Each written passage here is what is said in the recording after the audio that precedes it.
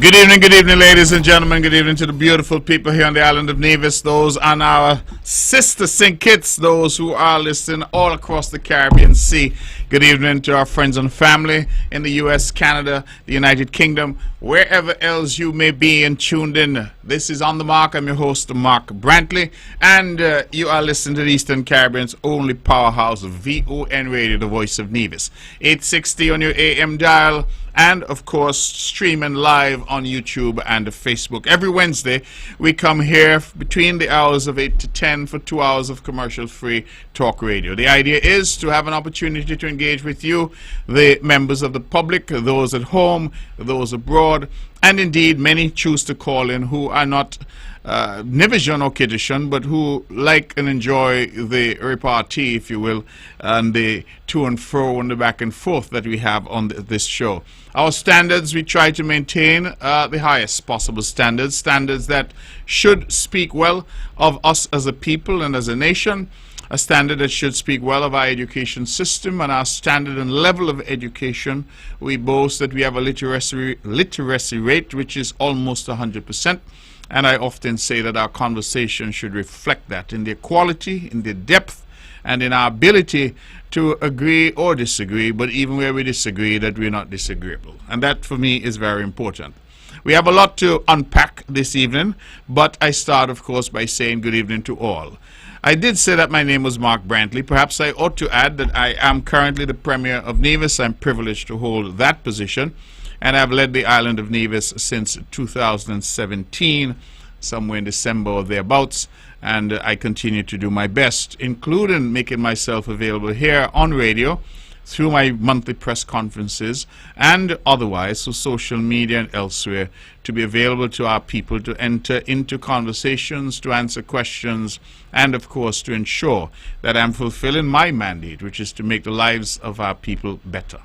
That's why I'm here. That's why I come here every Wednesday. Difficult as it may be sometimes, tired as I may be sometimes, I am here because I consider this an important duty, an important public duty. And so welcome all of you who have decided to spend some time with us. I pray and hope that the show this evening will be valuable to you, and that the discussions will be valuable, and that many of you, when we open the phone lines, will choose to call in and share your views.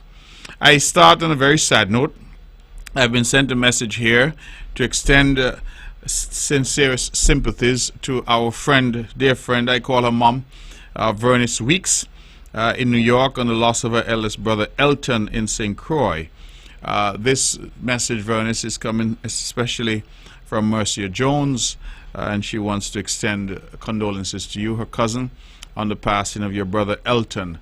I want to join in extending my own condolences and my own quota of sympathy to you and your family on the loss of Elton. I know, Vernice, that you're a regular listener to the show, so I'm hopeful that you will hear this message, and even if you don't, that someone will tell you that we here back home in Nevis are thinking about you and your family in this difficult time.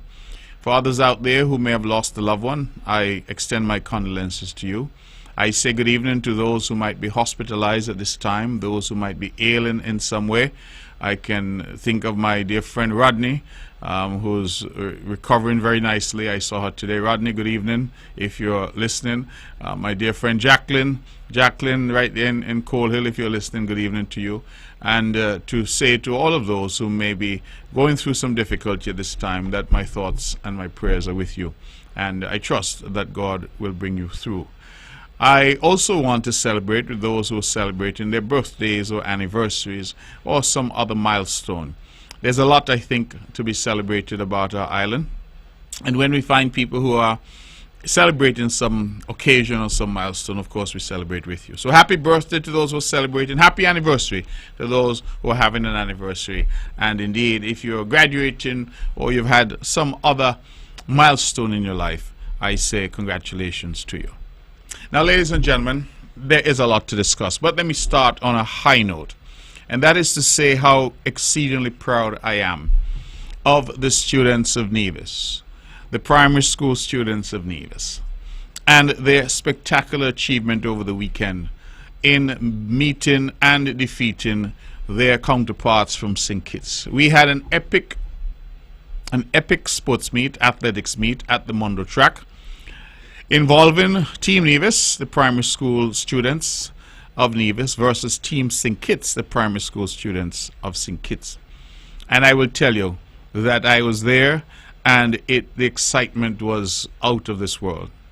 I think at one point Nevis was leading by a few gold medals, I think maybe 5 or 6 gold medals, and then St. Kitts roared back in the 4x100 meters relays and won nearly all of those to put them nearly even. It came down to the final 2 races. The final 2 races were 4x4 relays, and the Nevis won both to emerge as champions. Now, St. Kitts had a higher medal count because St. Kitts won more silver and more bronze medals, but Nevis had the higher gold count. And based on the rules nowadays, they look at the gold medal count to determine the winners. I think the final tally was Nevis 19 goals and St. Kitts 15, and the contest was quite keen. But more than that, the atmosphere was incredible. The students and their supporters from St. Kitts came to support, of course, and they were all out. And similarly for Nevis. The rivalry was great, but it was friendly, and I think that the students ought to be commended. But it would be remiss of me if I didn't also commend the St. Kitts Nevis Athletic Association. I saw my friend here, Delwayne. He is really doing a lot in terms of athletics.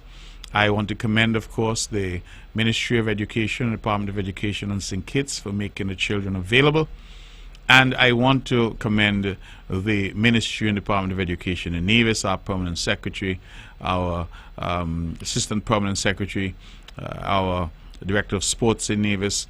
And I also want to give very, very high commendations to my colleague, the Honorable Troy Liebert, who incidentally celebrated his birthday yesterday. So happy birthday, Troy. I trust and hope you had a wonderful, wonderful birthday. Happy birthday to you. And I just want to say that the Honorable Troy Liebert has really led with distinction insofar as the Ministry of Sport is concerned. He has really done an incredible job, and I really, really want to say congratulations to him. His birthday was in fact today. He was hard at work in cabinet, and was really, notwithstanding the fact that it was his birthday, doing what he normally does, which is to ensure that the business is taken care of. And so I did say yesterday, forgive me, it was today. Happy birthday, Troy. I hope if you're listening that you're having a good evening and that you're relaxing this evening, perhaps having a drink or two and just kicking up your feet. But I want to commend you and the entire team for the spectacular event this weekend. And the fact that Nevis emerged champions speaks wonders to what we're doing in sports. Of course, the young people, the primary school students, couldn't have achieved all they would have achieved without the support of their schools and their parents. I congratulate them all, but also their coaches. And I want to spend a moment, because I want our people to understand that development takes time, and that decisions that are implemented, sometimes people wonder why those decisions are implemented, and sometimes the results aren't obvious until later. Sometimes we plant today, but we don't reap for some time to come. And we have to be cognizant that that is the nature of development. If any one of you out there wants to drink coconut water and decide to plant a coconut palm today, you do not expect to reap coconuts from that coconut palm today. But if you take care of it, you can be assured that in 3 to 5 years you will be drinking coconuts from that coconut palm. That is just a cycle of life. And we can apply those ideas, those principles, those basic tenets to almost everything that we engage with in this thing called life. There are many of us who feel that we jump up in the morning and we want to be rich, we want a car, we want a house, and it should happen immediately. That is not how life works. There are many who feel that government gets elected and all the problems should evaporate immediately. That is not the way that life works. And I want to connect the dots for some of us. Because you see, some years ago, if my memory serves, I think perhaps 7 or 8 years ago, we as a government decided that we would build the Mondo track. It was an investment that was long overdue. I always give credit to Timothy Keynes, who was an athlete in his day and who at one point had an athletic club and was very passionate about athletics, because he at the time was one who kept saying to me that we really need to get a Mondo track, a facility done. And many may know that he was the person who spearheaded the construction of that facility. But we decided that we would take up that challenge. And we used some of the funding that we were then starting to receive from the Citizenship by Investment program. And we spent that money to create the Mondo track there in the Long Point area in Nevis. Now I want us to remember that prior to that Mondo track facility being built by this government, the children in Nevis had no proper surface on which to run. They had no proper surface on which to train. They were forced to have their sports inter-primary at the ETW Willett Park, the ET Willett Park, and they ran on grass. If rain was falling, we would have a bit of grass cover, and if it was dry, they would be running on dirt. Many ran barefoot because it was easier to run barefoot on grass and dirt. That was Nevis. The young children at the various schools, primary schools around the island, the older children at the high schools around the island, they all ran on dirt or grass at the various fields that were around the island. Whether it was up there at Swamp, whether it was EPPS, VOGen, wherever, that was what was the norm in Nevis. As a government, with a vision to improve conditions for our people, particularly our young people, we spent millions of dollars on that Mondo track facility and created one of the few 9-lane facilities in the Caribbean, and a facility which was IAAF certified. Put differently, this government made an investment in our youth. We didn't just talk about it, we made a significant investment in our youth. And we opened that facility. What did that facility do? That facility made it possible now for our young people, our athletes, our aspirants, those who would want to be athletes, that all of those youngsters were then able now to go on a proper surface to train, a proper surface, certified surface, proper facility, so that you see, when they had honed their skills there and they then competed against their counterparts in St. Kitts. Bear in mind that St. Kitts has had the Kim Collins Stadium for a very long time. And our youth were always at a disadvantage, because when they went over to St. Kitts, they were competing against their counterparts in St. Kitts who had had the benefit of a proper facility, who knew what it was like to run in spikes and run on a proper surface. Nevis did not have that until this government invested in that Mondo track facility. And to be sure, as with everything else, there were the usual nattering nabobs of negativity. They argued and they cursed and they had much to say. But we ignored the noise and we built the facility. Now, what have been the results? We not only built that facility, we also went further. And again, through the leadership of the Honorable Troy Libert, we insisted that every school must have proper coaching. Coaches who are certified, coaches who know what they're doing. And so each school then became a sort of ground zero almost for training, for development. Each school started that culture of excellence in terms of athletics and sports more generally. And of course, the inter-primary championship has got bigger and bigger, and our students continue to excel. More than that, this government developed a policy that instead of having the school sports, that is the individual school sports, at the various grounds around the island, the grass and dirt grounds around the island, that we decided as a policy that the sports should be kept at the Mondo track. What that meant was that whether you're at Ivor Walters or you're at Joyston Liebert or you're at Charleston Primary, that we took you to the Mondo track, a proper facility on which to run for your sports day.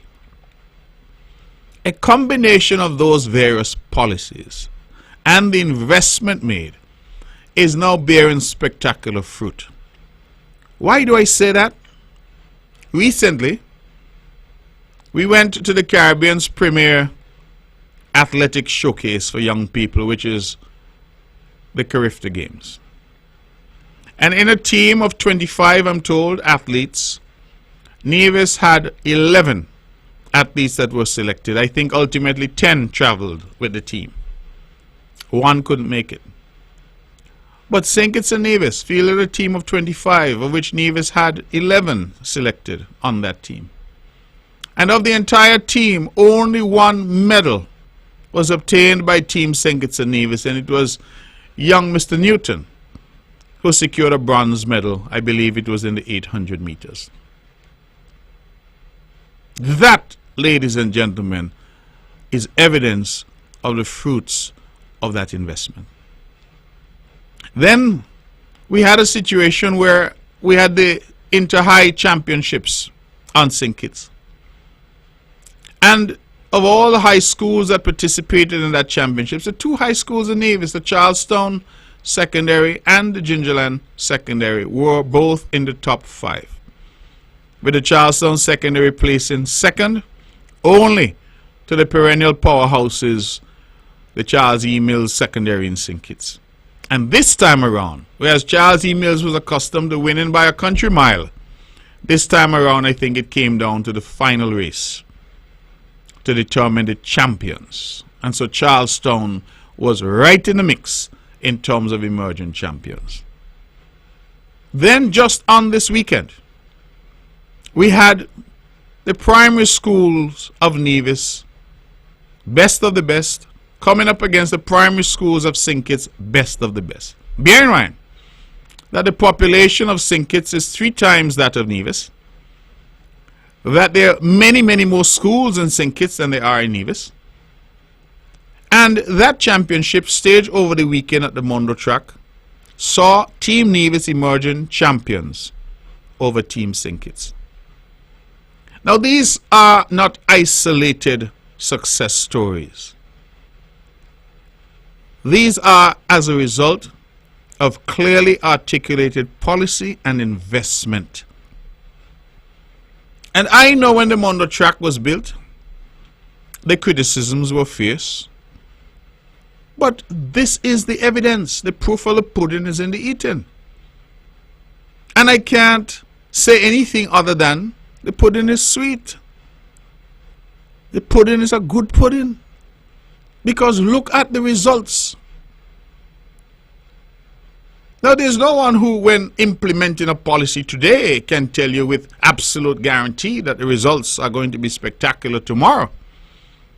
But I think when we look at how athletics has been elevated on this island, how now we can compete not only with our sister St. Kitts, but with the rest of the region, how a youngster like Mr. Newton can walk away with a bronze medal, the only medalist for the Federation in the recently concluded Carifta Games, how Team Nevis can win against Team St. Kitts with a much larger talent pool than Nevis does.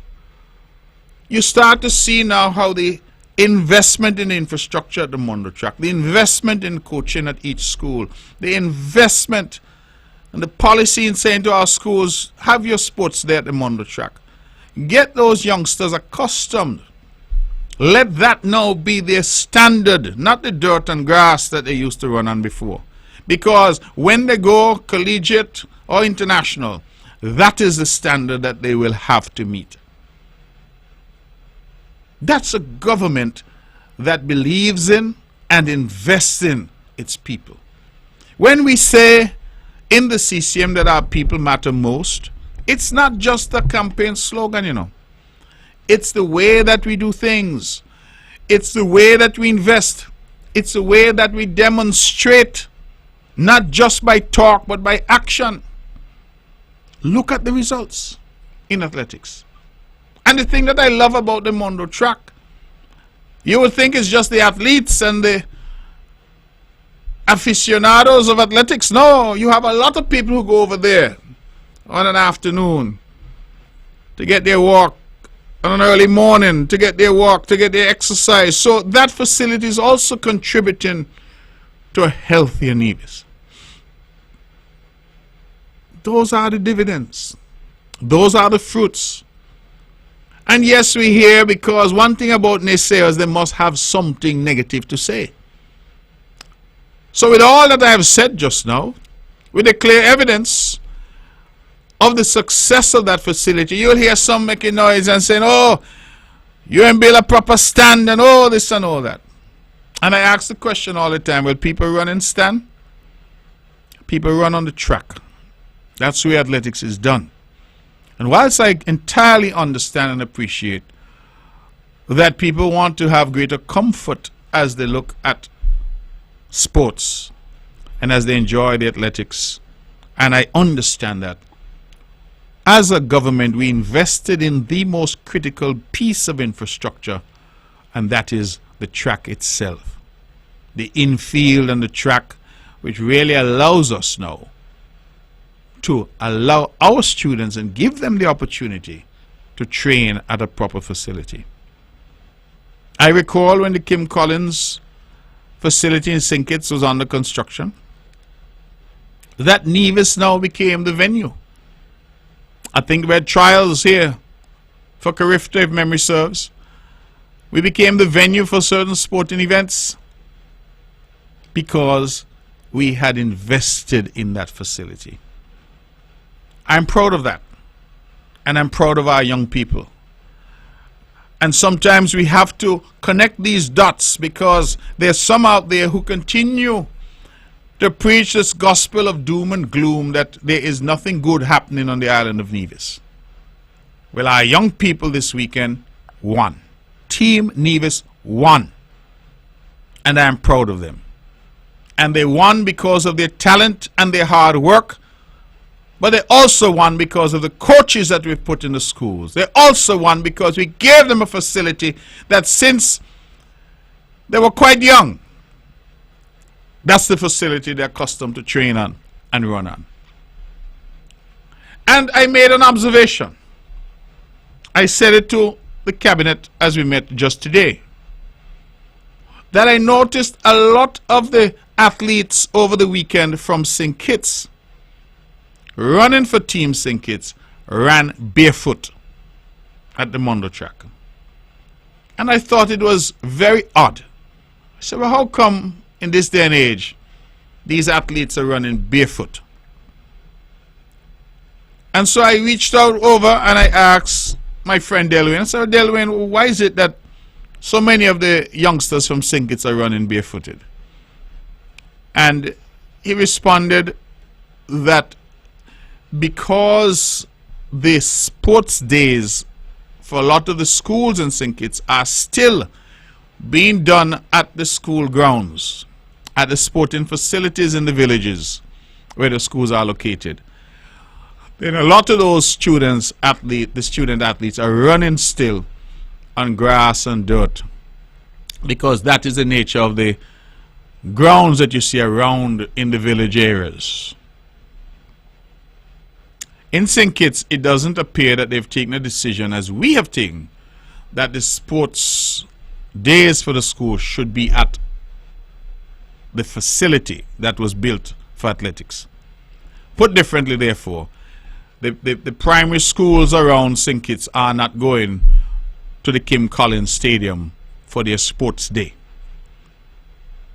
And so those children around St. Kitts are not in the main running at the Kim Collins Stadium on a proper surface. To put it bluntly, they are running on the grass and dirt fields that Nevis used to do.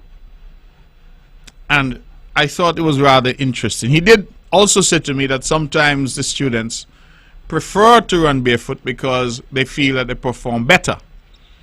But again, when you go to regional and international meets and standards, clearly you have now to run with the required equipment and gear, and that is to run in spikes. And so again, I just reflected on that, because I said to myself, you know, the policy prescriptions on Nevis, the decisions that were made by us on Nevis in relation to the investment at the Mondo track, the investment in our coaches, the decision to say to the schools that they should move their school sports day to the Mondo track, all of those things cumulatively contribute to better performances from our young people in Nevis. Our young people now ain't going anywhere and anybody laughing at them, you know. No, that's not happening anymore. The days when we used to show up and people used to have the most to say. Y'all remember that term, Nevis Boo Boo? I wonder if young people remember that term or even heard about it. Oh yes, there was a lot to say, because the people of Nevis were thought to be less than. And when we showed up, we didn't have the amenities, and we didn't have the infrastructure, and we didn't have all the things that others might have had. But as a government, and I'm proud to say this, and as a leader of this government, we have said that we will invest as much as we can to ensure that the people of Nevis have the necessary facilities and amenities that they can live their best life here on this island. And that we welcome others from elsewhere to come and share in what we have created, so that they too can live the best life in this island.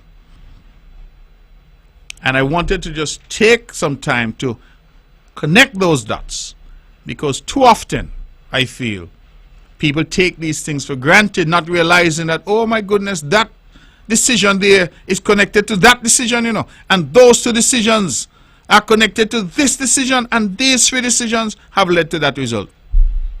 We must connect the dots so that people understand that the success that we achieve as an island is not happenstance. We didn't wake up one day and oops, this is what happened. No, we are continually thinking and continually planning and continually executing. If I segue from athletics just for the moment, because you've heard this from me before, and look at another success story in water.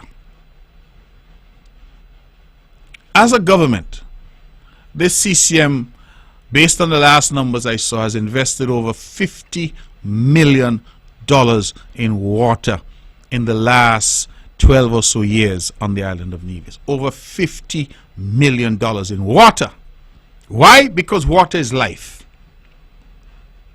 And you know, we didn't do it with any big fanfare. We set about doing it. 3 broad policy prescriptions. 1, enhance the water distribution on the island. You all remember when the whole of Nevis looked like it was under construction?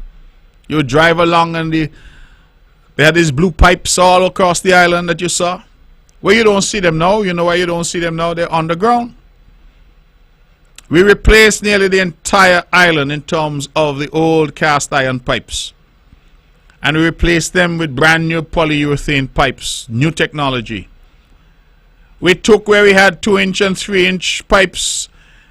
We increased the size of those pipes, 4-inch and 6-inch, to ensure that we had better water flow and therefore to relieve problems that we had in some parts of the island of water pressure. We dug up the length and breadth of Nevis, and guess what? Let me share something with you. We are still going. We have not stopped. In some villages and in some communities, the smaller communities, we are still going. Wherever developments are now happening in Nevis, water department is there to ensure that water, that thing that is so critical to our lives, is available to all. Not some of the time, but all of the time. That was policy prescription number 1. Policy prescription number 2 was more storage. And many of you who are listening tonight perhaps would never have seen the investment that we would have made in terms of water storage. You know why? Because most of the tanks are in far off places up in the hills. Far off places, Morgan Estate, Stony Hill. Only people who live up there probably go up there. But we have invested and we have continued to invest. As I speak tonight, we are in the process of installing yet another 500,000 gallon tank at Stony Hill. When we have done that installation, we will take the water storage capacity in Nevis, I'm advised, to 4 million gallons. Those tanks don't come cheap. But that was the second policy prescription, to invest in storage. The third policy prescription, having invested 1 in better distribution networks and an upgrade, having invested 2 in more storage, we have now implemented the third phase, which is more water. How do we get more water? We signed a contract with a Trinidad company to drill 9 wells for us. I'm reliably advised that we have had successful wells already at Madden's, I think 2. Up here, somewhere in the Braziers, Hamilton area, we have had a recent well done that was also successful. We started doing a well at Descents. We had some difficulty with some caving in, but we're going to go back there. But the goal is to add another 1.5 to 2 million gallons to the water supply. That is per day to the water supply. I am proud as the leader of this island to congratulate the Honorable Spencer Brand, who has led what could only be considered to be a revolution, a transformation in terms of water and water supply on this island, by implementing a phased approach, an intelligent approach, a measured approach, and investing over $50 million to date on water and water expansion. The result of that is that Tut Mun Samambagai have water 24 hours a day, 7 days a week in every single community on this island. That is not an idle boast. That is a statement of fact. And I believe, ladies and gentlemen, that that should be applauded. We look just across the Narrows at our brothers and sisters in St. Kitts, and we see the struggles that they have had with water. Just recently, the Honorable Congress Maynard in the Parliament said that with the commissioning of a desalination plant in Bastia, that the people of Bastia will, for the first time in 15 years, listen to me carefully, for the first time in 15 years, that the people of Bastia, the capital of St. Kitts, that they will, for the first time in 15 years, have water 24 hours a day. Those are the kinds of things in Nevis that are now commonplace. In fact, if you want to hear problems in Nevis, let water go off for half an hour. And that is when you're going to hear the outcry. Because Nevisians have long passed the stage of water outages, unless we're doing some work in a particular area. My Nevisians, wherever you are, Here in Nevis, you're driving right now on the FDR in New York, you are in Miami, you're in LA, wherever you are, you're listening to me. Take a bow, honk your horn. These are things that we should be proud of. I'm not just saying this because I happen to be the government or the head of government that is implementing these strategies. I'm saying this because these are things that I can't take home with me, you know. Spencer Brand can't take home the water infrastructure with him to his house.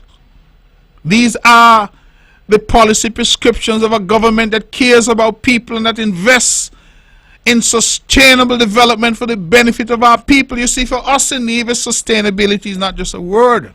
It is a way of life. I just spoke about the investment for our youth in terms of athletics and the results that we have seen over the years. I have just now spoken about the water infrastructure on this island and the phased, very intelligent, phased approach that we took to water development, and the fact that we can all now say that we don't have any problems with water, praise be to God, on the island of Nevis. And if you want to go out to Fete tonight, you'll be assured that you can do the necessary. You want to come home after Fete and have a shower before you get in your bed? No problem. People in Nevis are not catching water in bucket anymore. We don't have pails of water. When I was a boy down Hanley's Road, we used to have to go up to Market Shop to catch water. Some used to have the wad on the head. Young people don't know what a wad is, a piece of cloth that they twist and put on their head to cushion the weight of the bucket that they carry on their head. And they used to take some bee bush or some other bush and put in the water itself, because that helped to keep the water stable so it doesn't splash out as you walk. That was our lived experience in Nevis. Every morning I used to have to walk up Market Shop from down Scarborough with my gallon pan, get water, come back down, use that water to bathe, go back up to go to school. That was our reality. This government has changed that reality. Praise be to God. This government has changed that reality. And when we look around, because it's not only in our Sister St. Kitts, I have spoken to my friends and family in the United States Virgin Islands who complain about WAPA and the difficulties that they have in terms of water and electricity. Those days in Nevis are over. Thanks to investment that has been made, thanks to policies that work and make sense, the fruits of those policies are being felt every day. And sometimes when we turn on the tap and water busts in pipe, we take it for granted. And we assume it was always so. No, it wasn't always so. It came about because you have people who are thinking and constantly strategizing and constantly innovating and saying, what can we do to ensure that the Nevis that we leave to the next set of leaders, the Nevis that we leave to the next set of Nevisians, that Nevis is better than the Nevis that we met. That is what we have been seeking to do. Success story number 2. I'll now look at the Uali water taxi facility. Again, an investment that was loudly criticized, condemned, opposed. We built the pier at Uali, and then we built the reception area. They who oppose everything oppose the pier. And then after the pier was finished, they had much to say because we had to use some tents for people to wait as they went back and forth. But we had the plan. Sometimes we don't always have the money to implement the whole plan at once, but we had the plan. And so we went ahead eventually and we built the reception area. Nicely air conditioned, beautiful entry and exit point for the island of Nevis. As a consequence of that policy prescription to invest in that water taxi facility. We now have several companies that have developed that are transporting the people of Nevis and St. Kitts back and forth. Those who visit St. Kitts and Nevis back and forth.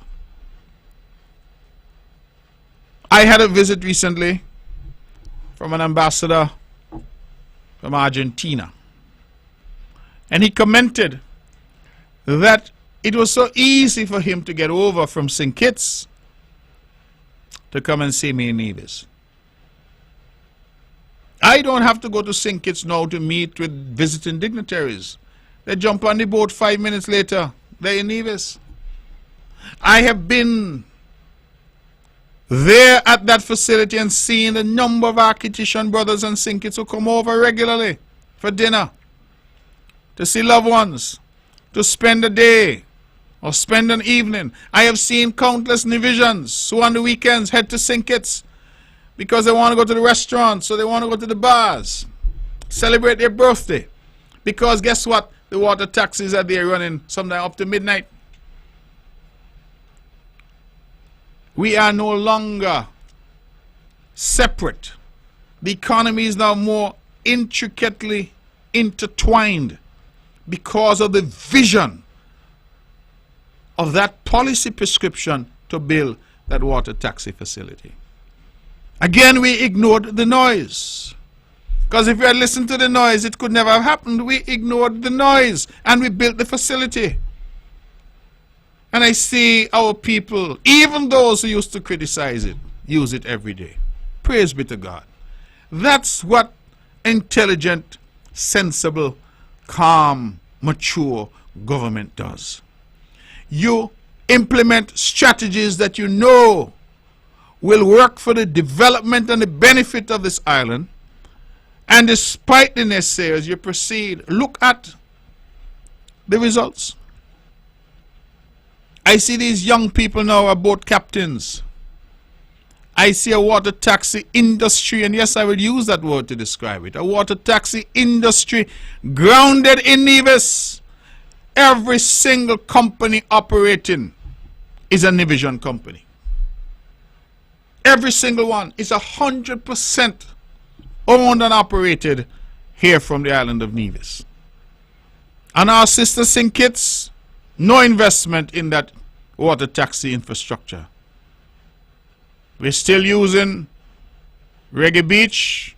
I'm told that that pier there is a private pier, and I say thank you to those who allow us to continue to use it.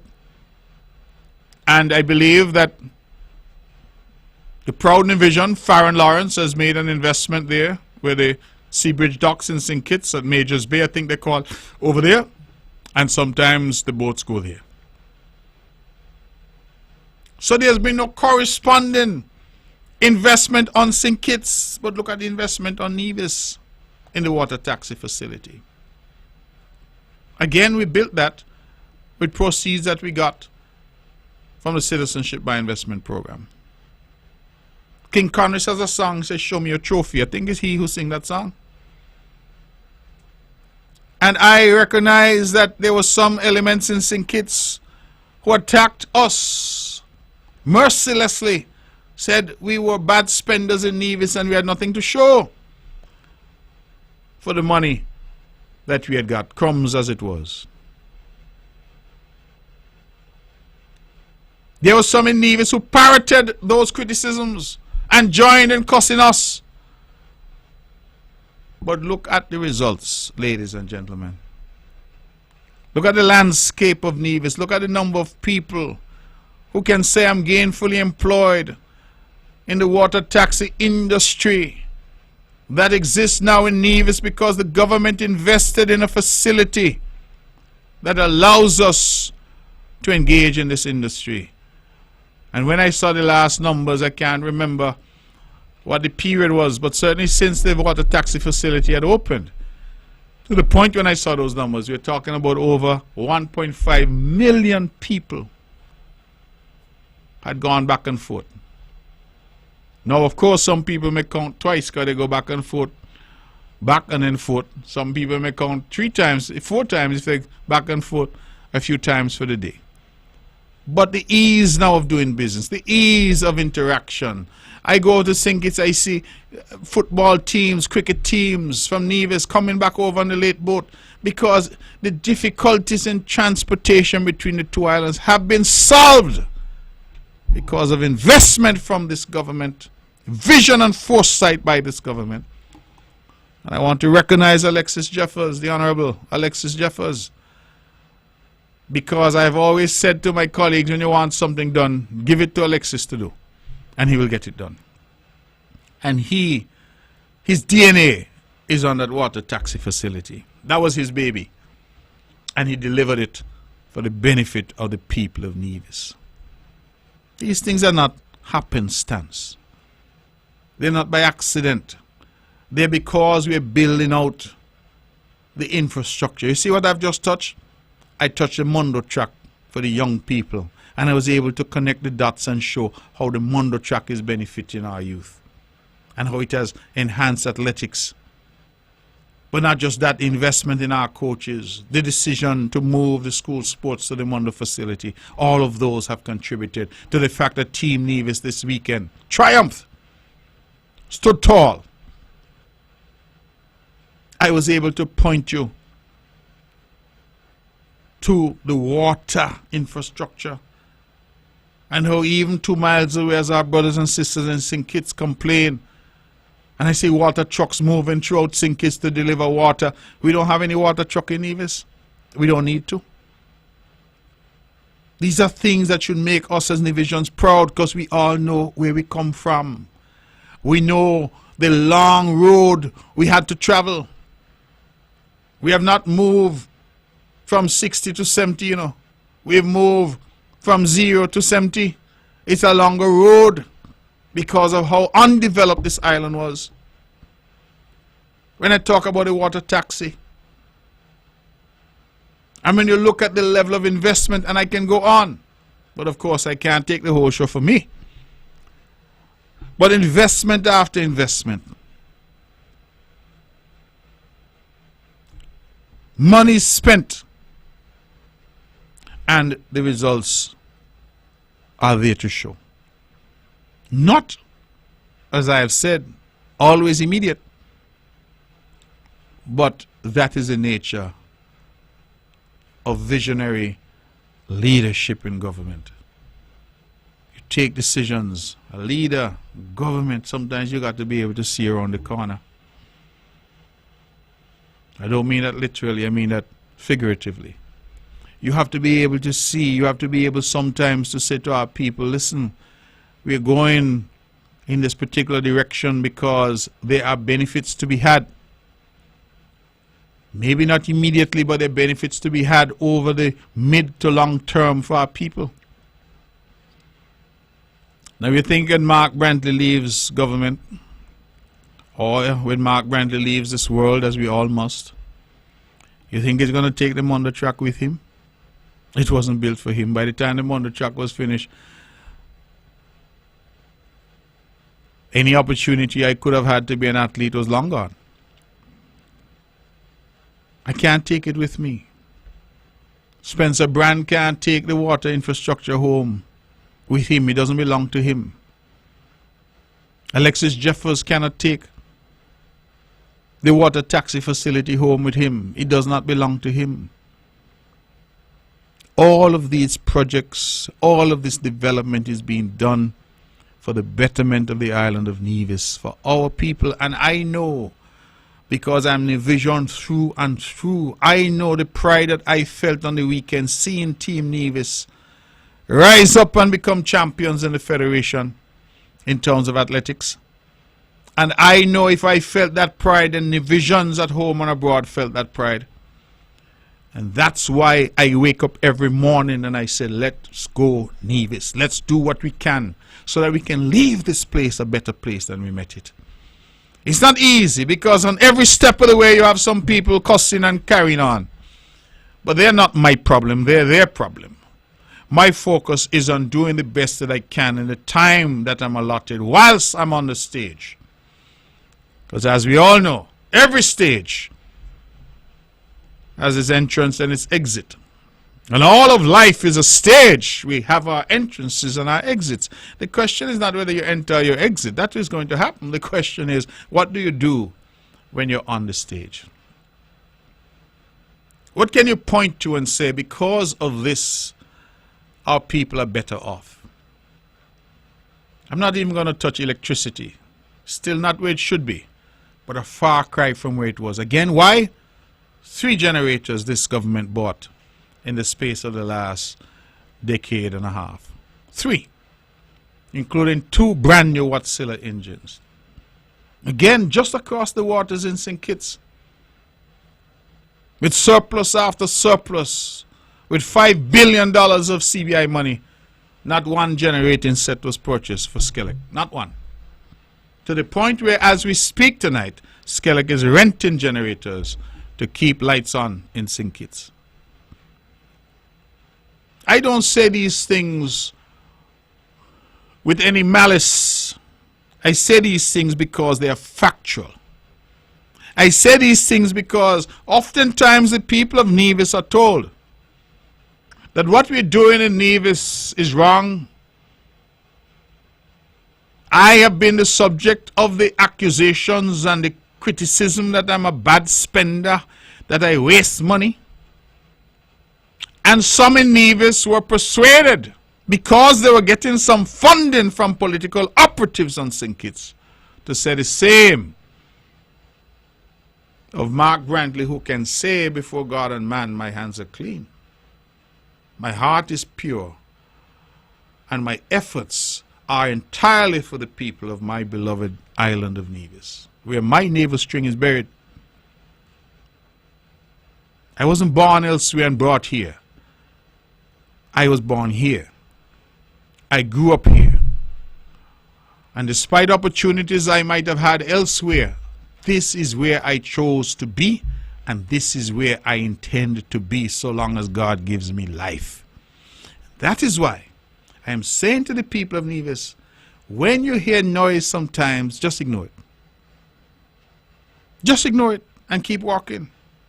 Because we were told that when we invested in the Mondo truck, when we invested in the water taxi facility, when we invested in water infrastructure, when we bought diesel generating sets for Nevlec, when we built the Newcastle police station, when we fixed up our schools, when we built the new Treasury building in Charlestown, when we created the CCTV center and we ran fiber all across this island to ensure that the island of Nevis had a comprehensive fiber network owned by us, we were told, you're a bad spender. But look now,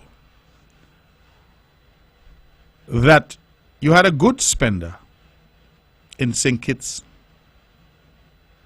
No water, no generators for Skellig,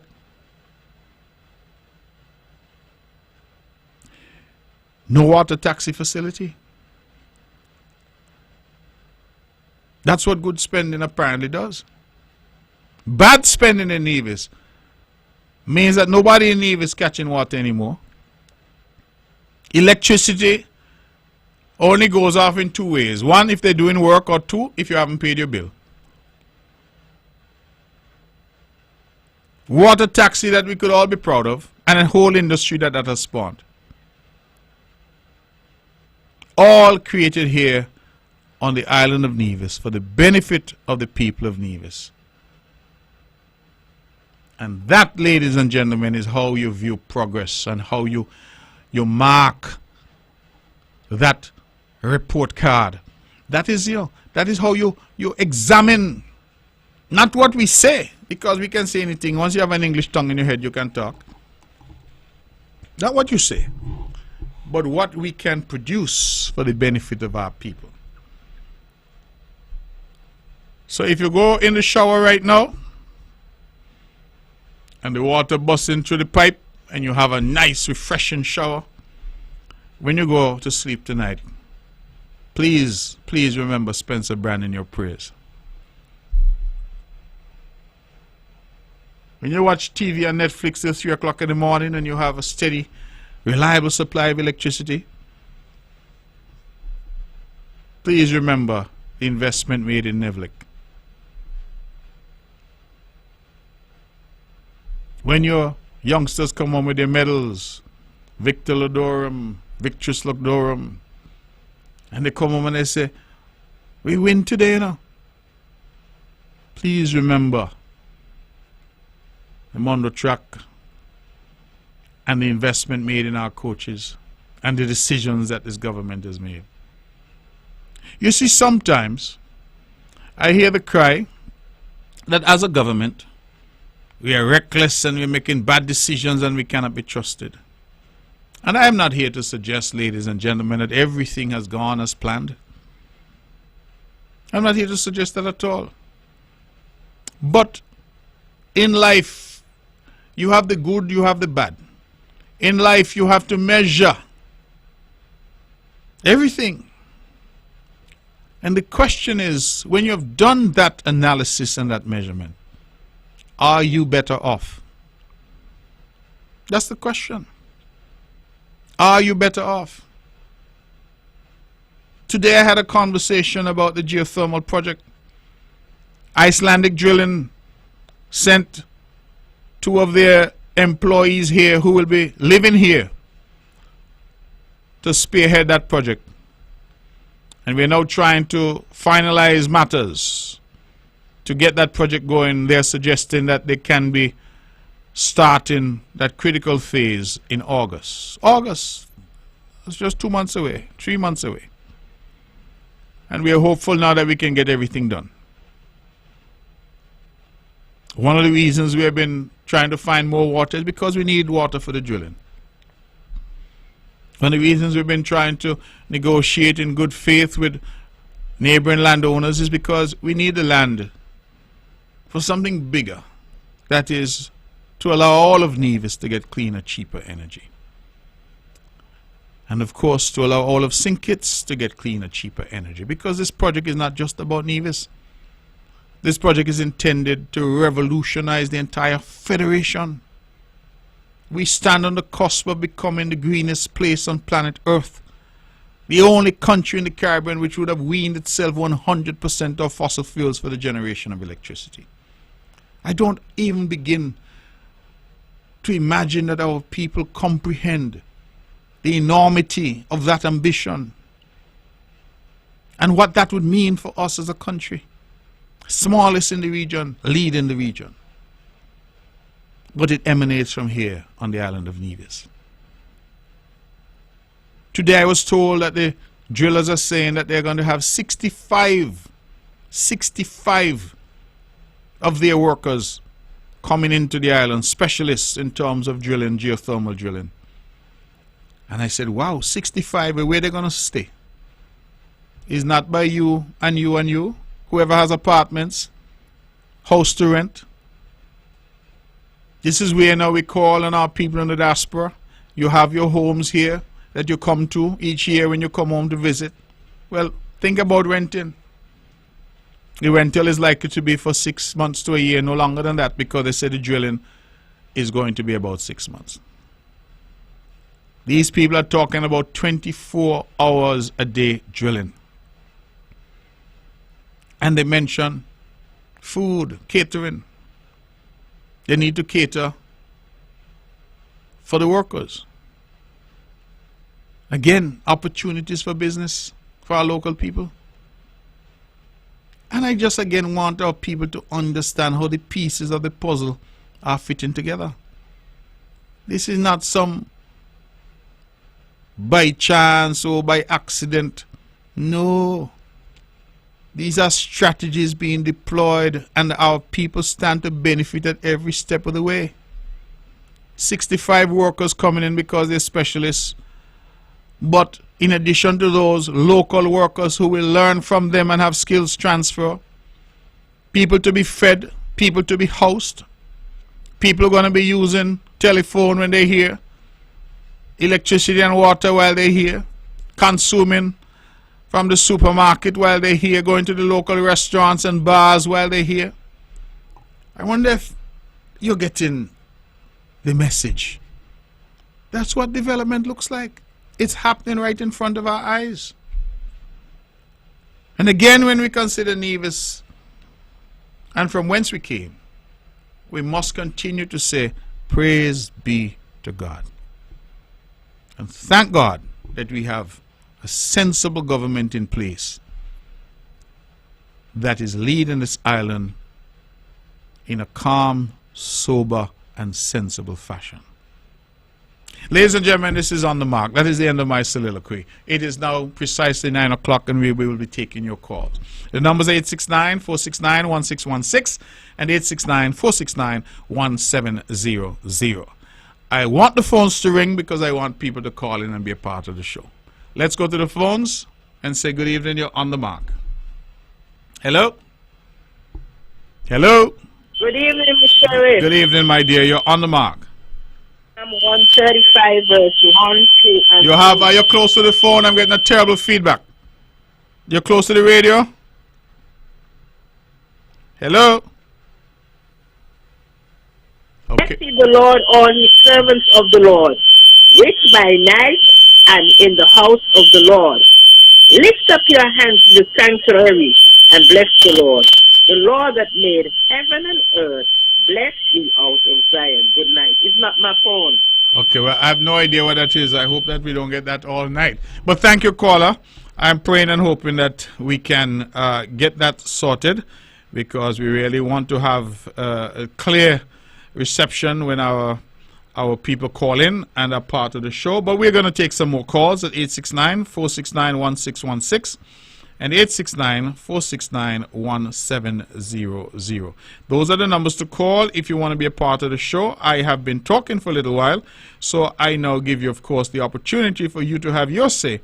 And hopefully, if you want to, that you can engage with me as we discuss one with each other. So let's go back to the phones.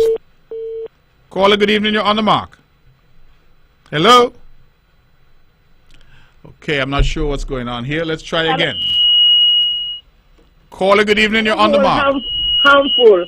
Have a good night until the wife enjoy Mother's Day, God's for Okay, thank you very much. Now I don't know what's happening with this sound.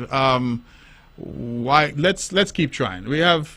Let's take a few more calls and see what's going on so that we can hopefully get this right, because we do know that there are people out there who want to be a part of the show this evening, and we want to be able to hear you and to hear you clearly without this terrible feedback. And so we are optimistic that we can get that settled. We know that there are people online who are listening as well and who are paying attention. So we're seeking to tweak a bit and see if we can get that resolved, and we have the phones ringing. So let's try again and see if we can take this call.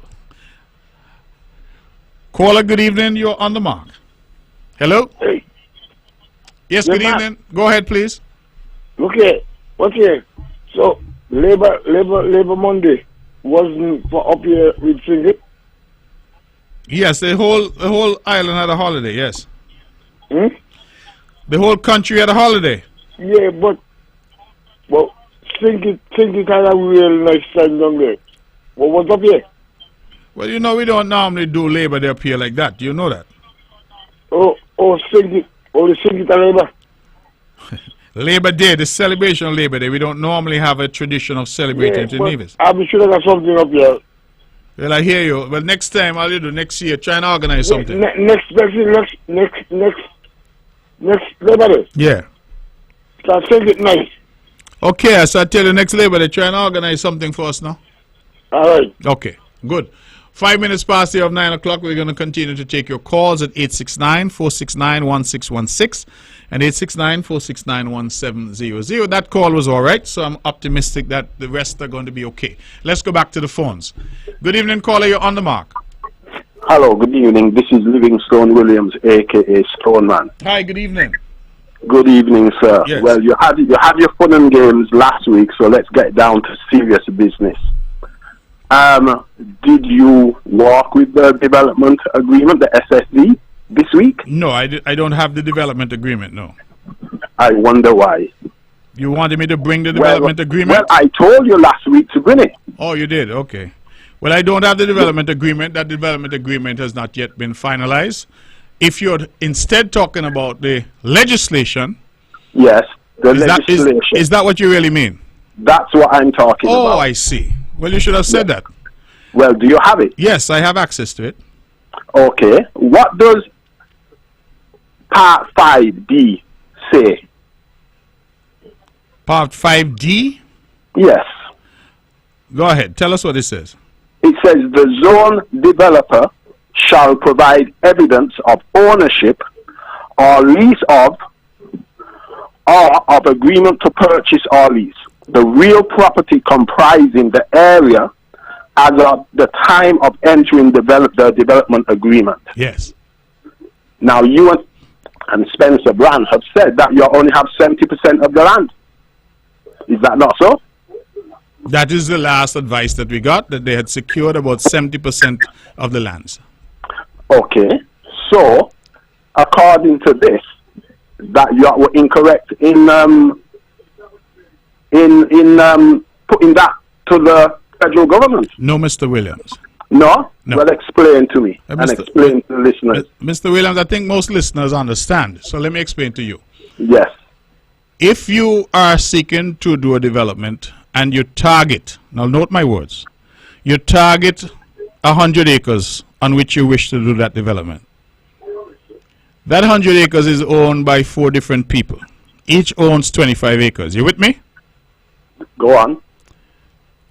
You are able to secure agreement, lease, or purchase from 3 of those owners. That's 75 acres.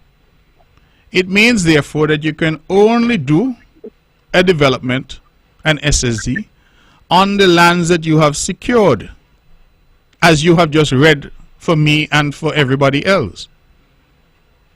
I think what is happening is that you're confusing the area that the people said they were interested in with the area that will be declared an SSZ. The only area that can be declared an SSZ is the area that, according to what you have just read to us, they have secured, whether by lease or sale or agreement for sale.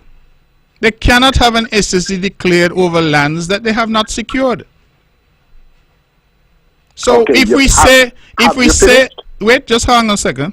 If we say, based on what we're told, that they have secured up to 70% of the lands that they were targeting, then it follows, sir, based on what you have just read to us, that they could only have an SSZ over that 70%. Have you finished? I'm finished. Do you understand now? Right, no. You don't Because understand. Based on what Spencer Brand said and you said a number of weeks ago, you put in for the development for the full acreage. No, caller, that nobody has ever said that to you. Yes, Spencer Brand. I don't know said so about Spencer very Brand, clearly. but Mr. Brand Right? could not Wait. listen. Nobody could have said that to I you. let you finish, so let me finish. Mr. Brand said so. Mm-hmm.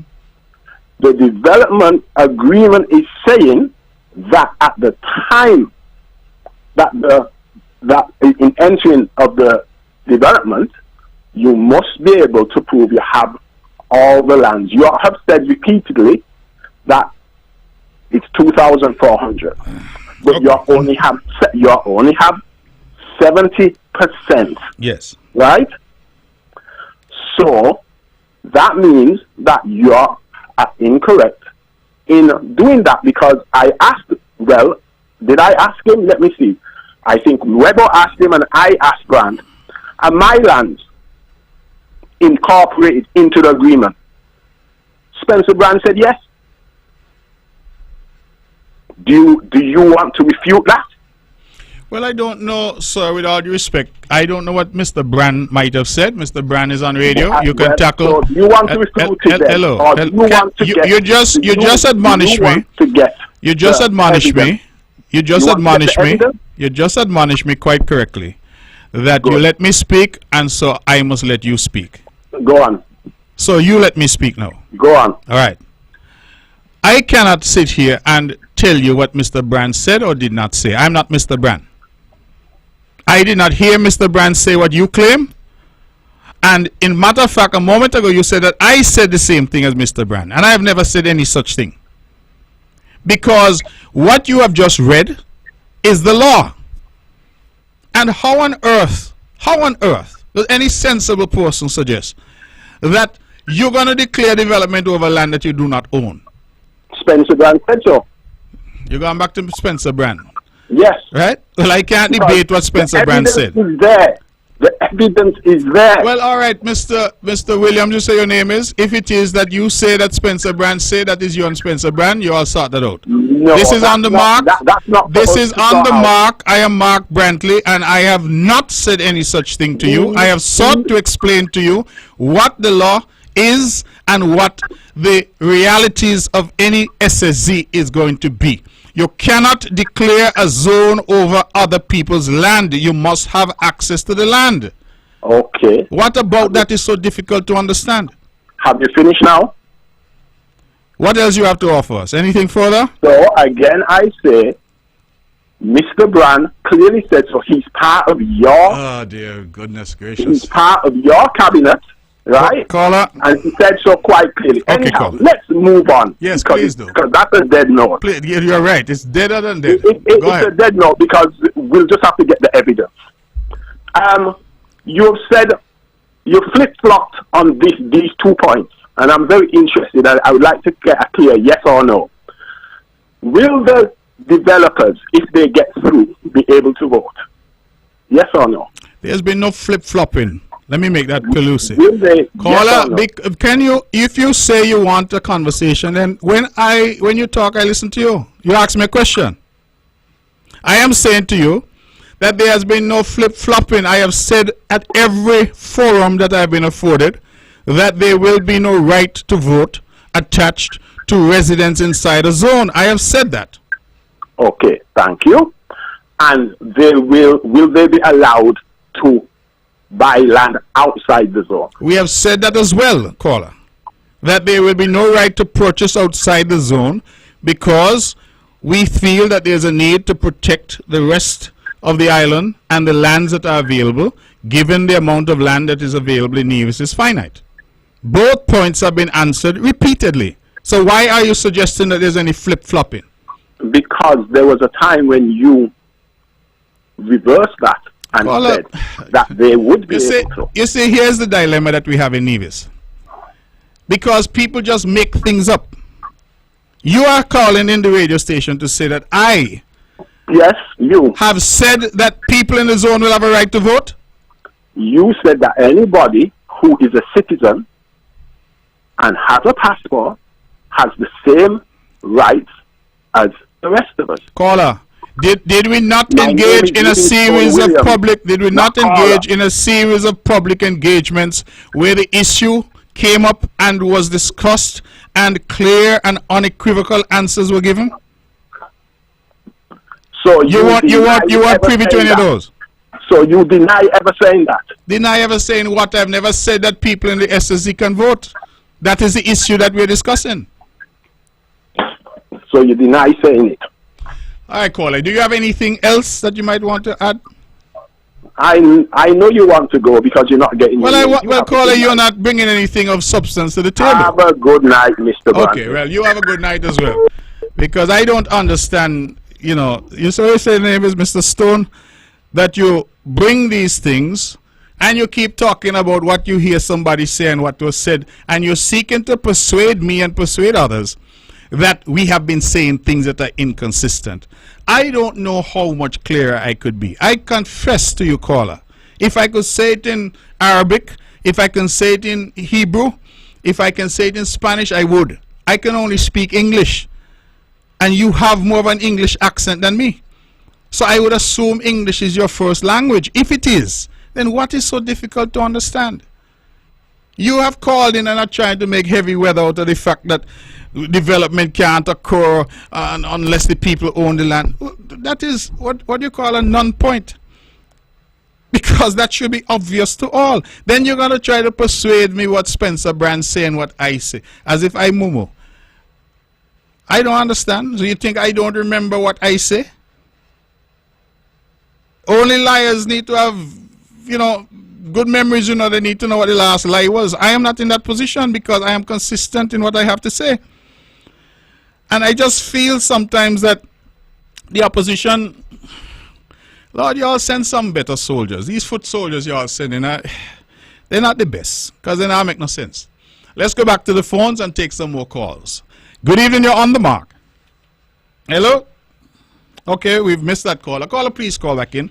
I just want because the show is intended to be a show to enlighten us, to help us to understand things. And you have some fellows who block up the line and really and truly, if I may be allowed a pun on your name, don't be a big stone and block up the line. When we call, have something that we can talk about that has a little substance to it. Because, Lord, we just had 10 minutes there and I can't find the substance in it up to now. So let's go back to the phones and see if we can get some substance. Good evening, you're on the mark. Good night to the Honorable Mark Brantley. Good evening to you, brother. Good evening. Well, I'm just sitting in here listening to you. I'm listening to Andy Mark, as usual, with your topic and your program and everything. Yes. Your line out where the CCM has done since they get into government. Yes. But Mark, let me tell you something, right? I believe under the PAM NRP administration, that was a good year, a good term, a good 15 years to think it's a Nevis. I believe that, right? And I see it for myself because I think it's the only space I live all my life. I may travel somewhere, but just for vacation. Now, Dr. Douglas got in 1995 and he had 20 years in government. And we are rally for unity because what was going on with the Douglas administration, with our land and different things, and you are stand up in Parliament in middle of the night to secure our land, to go into the bank. You understand? And I appreciate that because I was one rallying for the unity government. Now the unity government campaign said that they're going to start bottom up. They're going to start from the poor man up to the top. And that really deliver for sure. Because, Mark, when the sugar workers get back the $16 million, we're under the farmer administration with the Dr. Douglas Labour. And Harris and the unity government went in and they pay back the sugar workers. They give working for $3,000 a month, right? A year, a month, there we go, a year. They give them a PAP program called $500 that they're going to pay the water bill and the electricity bill and everything. Now, whatever problem, we're not going into the details with the working of a unity. I just where the problem with the unity government, we all disagree.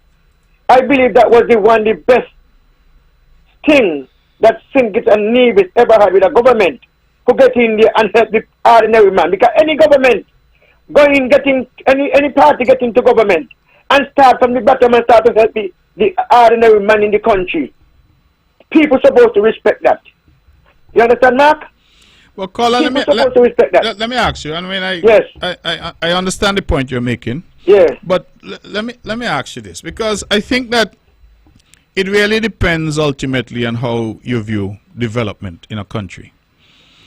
I asked a question I think about a year ago. I was on Facebook and I said, what would people prefer? Would they prefer getting $500 a month from the government? Just hear me out. I list caller. Just hear me out, please. Yeah. Would they prefer getting $500 a month from the government as help, as you put it, or would they prefer when they turn on their pipe they have water? When they turn on the switch, they got electricity. You see, I have to sometimes ask these questions because it seems to me sometimes that some people view development as handouts. $500 here, $1,000 there, this, that, the other, and everybody say, boy, I got money in my pocket, so things good. But you ain't got no water in your pipe. But, Mark. Yes. Let me tell you something. Water always going to be, any administration get in, water going to always develop. But I think I tell you so last week, that a lot of projects going on, houses going on every day. and government got to come. Because if the unity government was there still, the same thing will happen. The same thing will do who develop the water problem and develop the solar system that the people could get electricity cheaper. Not the same thing will have done. I am not talking about the unity break up and whatever. I just talking that where will it come if the unity government was there still. Because Mark, the campaign to 2022 that Labour said they're going to get in and give them $1,500, you know, instead of 500, right? Dr. Harris with the unity said you're going to get 1,000, right? Anyway, Mark, the money wasn't going away. The money was circulating in the country, and the economy was turning over. And they were saying that unity giving me the money, unity giving me money, giving money people money, giving handout. But Mark, let me tell you something now. This administration down here, the federal administration down here now, the Labour government, they ain't giving out nothing, and nothing is happening. Hospitals supposed to build, schools supposed to build, when they wasn't giving out money. The old project, the old bed, the main road, the pier, and different things was happening in the country. But these guys here now, nothing is happening in the country. Nothing is doing. Every minute they're boasting about house. If they build a house by somebody land, they talk about it, they build this amount of house. And all these things, Mark. Mark, nothing is doing. I appreciate you, how the Lord, what the system done from they get into government and do whatever. But these guys down here, they're telling them all the lies. And I don't hear nobody coming from Nevis and challenge about you're telling liar whatever. Because you point out whatever done in your administration for your time you're there. You understand? But we're getting in lies. They said when they're going down with the peace program, they're going this. And now the peace program check get bigger. The peace program get bigger. Because the election is coming up and they're putting on a lot of young men and women and the peace program but now ain't working nowhere. So who is giving me money? Mark, who is giving me money? Mm-hmm. You understand? This is the thing we got to face in this country. And we people them would not but our eyes and see that some of the politicians them only lies and try to fool us. Any Mark, my voice going, you have a wonderful day. I'm going to drink something, bring back my voice. All right. A wonderful. All right, brother. I hear the passion in your voice, and I think that you're speaking in terms of the party politics in St. Kitts, and I hear you. I was actually asking the question more about development. So I'm not focused on Labour and PLP and PAM. They're going to fight their battle. I always focus on the issue of development and what really do our people see, or does our people see as development? Because it's a serious question. Some people say, oh, the leader, they do good because every month you give me $500. And so you give the leader high marks, so you say you got free money. But you have no water in your pipe. You have no road. You can't afford a house. You can't find a job. Electricity is sporadic. And so, what exactly do we want? Is it that people would say, you know something, keep your $500 and invest in water so that when I turn on my pipe, I have water and I could bathe and my children could bathe and we could have a clean environment because we have water to deal with our daily essentials. Sometimes you see we must look and have a hard look and ask some hard questions. What really do we see as development? Let's go back to the phones. Okay, sorry caller, please call back in. 869-469-1616, 869-469-1700. Those are the numbers to call. Let's go back to the phones. Good evening, you're on the mark. Mark, okay, good night. Yes, good evening. What's up? Regardless, you right? I have a sister, man, but I like Labour and St. Kitts. Okay. And what you like then? Cause of Labour Day? I like Dougie. All right. Okay, brother. Take care. God bless. All right. We're taking your calls. 869-469-1616 and 1700. Those are the numbers to call. We have somebody on the line, so let's go back to the phones. Good evening. You're on the mark. Hello, good evening. Mavis Paris speaking. Mavis, how are you? I am good. Good. Thanks for calling. You're going to upset Livy, because you're calling me name and you're calling he caller. You go ahead. It's a habit. It's a habit. Normally I say caller, so. I know that. Yes, I want to bring a concept, an educational concept to the general public. Something called opportunity cost. When you have $10, you have a wide variety of opportunities facing you. The opportunity to buy cake, the opportunity to buy bread, the opportunity to invest in a small business.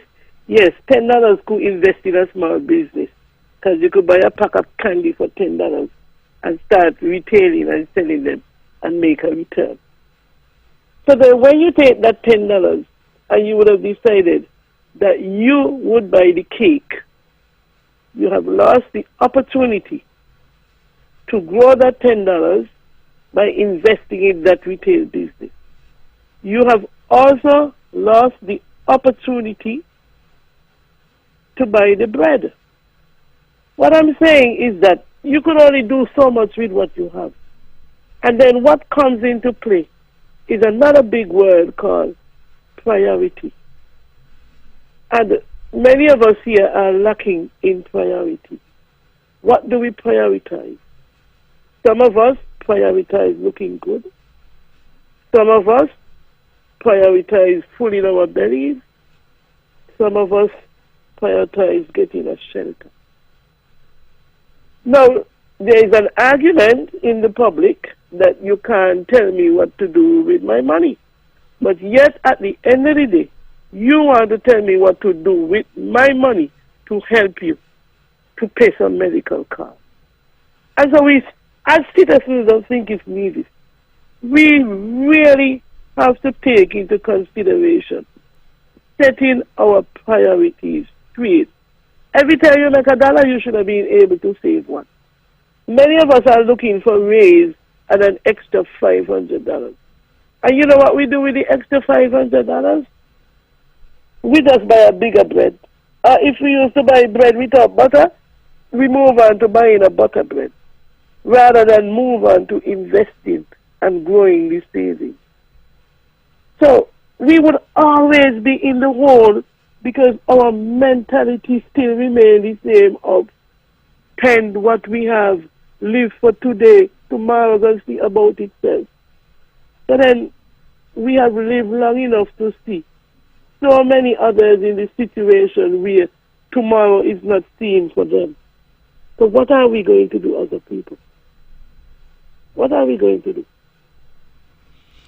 Well, I think, Mavis, as always, you raise some important points, because it really comes down to, as you say, opportunity,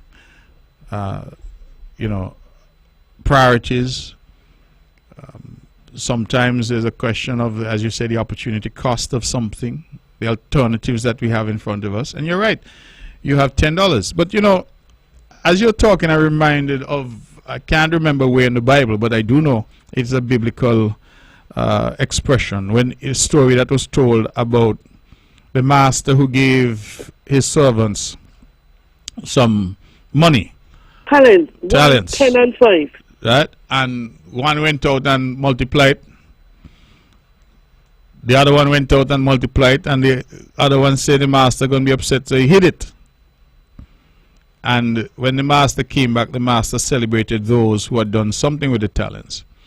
And I'm happy you reminded me of talents and not money, because talents, I think, can be viewed in a much wider context. It's not only financial, but also the abilities that you're invested with. Some of us have abilities that we waste. And the issue really is one that confronts us all the time. But it goes back to the question I asked about what really do we view as development. There's some people who say, oh, he great because every day he give me a fish. But he has never taught you how to fish, and he has never created an environment where you can fish for yourself. Well, is he really great? And that is a debate that has made you dependent. Well, now you see you're getting into it, because that is my concern. Because there's some people, it seems, that if you say to them as government, I can give you this, every month I give you that, but they're not going to water in their pipe. As we say in the news, they can't wash them kin. Well, how is it you are celebrating that? And that was the point I was trying to get at with the caller. Not any political party thing, but rather just a question of how do we as a people view development? How do we view progress? Do we simply view it on the level of handout that we can get? Or do we look across the country and say, boy, we have better roads, better electricity, better water, better schools, better healthcare? How do we view development? It's a very, very legitimate question in the context of St. Kitts and Nevis. I think most of us view development as getting a tangible handout that serves personal rather than serve an entire community. And they can't be happy for their neighbor. They only can be happy for themselves. That is a problem. And that is what we have to look at and address. Well, thank you very much. And as always, I'm grateful for your call. Thank you, Mavis. And the thing about Yes. talents again, remember this. Remember, everybody, there's another end, another part to that parable. Everybody was given equal gifts, equal talents. You're the builder. You're the stone crusher. You're the lawyer. You're the teacher. You're the doctor. You're the garbage man. We don't have all the talents. But surprising to know is that sometimes the man with the least amount of talent is the man with the most discipline to see an earnings or success with the limited talents that he has. And so we really, really look at ourselves. Look at that word called discipline and start being intentional about what we want out of our lives without somebody giving it to us. Man, if you make 10 cents, you could save here me. You just tell yourself you're not touch it. Let me tell you one of the things I do to save money. I pay for my internet for the year, the entire year. When I do that, I get 1 month free. Every month I pay a bottle. There's a bottle in my house marked internet, and I put in the specific amount per month in the bottle. When the end of the year comes, I have one extra bit inside that bottle for me to splurge, buy me Christmas gift, buy a birthday present. That is what I want. Because it's only 11 months I have to pay for when I give them the lump sum of money. What have I saved? I have saved some gas going down there to that place to pay them every month.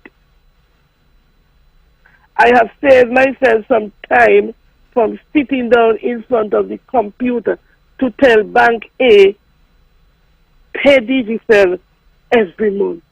I don't have to go on every month and log.